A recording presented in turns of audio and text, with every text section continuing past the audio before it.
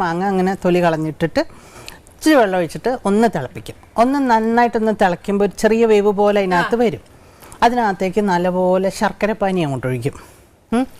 ശർക്കരപ്പാനിയും ഈ മാങ്ങയും കൂടി ഇങ്ങനെ വഴണ്ട പോലെ ഇങ്ങനെ വഴറ്റി ഇങ്ങനെ ഇടും. എന്നിട്ട് അതിൽ കുറച്ച് നെയ്യ് ഒഴിക്കണം. അപ്പോൾ ആ നെയ്യിൻ്റെ മണം അതിലോട്ട് അങ്ങോട്ട് പിടിക്കും, ഈ മാങ്ങയിലോട്ട്. ഇതിലേക്ക് വേണം നമ്മൾ കുറച്ച് തേങ്ങ, ഒരു പിടി തേങ്ങ, 4 മാങ്ങയുള്ളെങ്കിൽ ഒരു പിടി തേങ്ങ, കുറച്ച് തൈര്, കുറച്ച് മഞ്ഞൾപ്പൊടി, കുറച്ച് മുളക് പൊടി, ഇത്രയും മാത്രം. ചുമ്മാ ഉള്ളി ഇഞ്ചി ഒന്നും കൊണ്ടിടരുത്, ഇത്രയേ ഉള്ളൂ. കഴിഞ്ഞ കോമ്പിനേഷൻ. ഇത് നന്നായിട്ട് അരയ്ക്കുക, നന്നായിട്ട് വെണ്ണ പോലെ അരച്ചെടുക്കുക. ഈ മാമ്പഴത്തിൻ്റെ ഈ കുറുക്കി വെച്ചിട്ടില്ല അതിനകത്തോട്ട് ഒഴിക്കുക.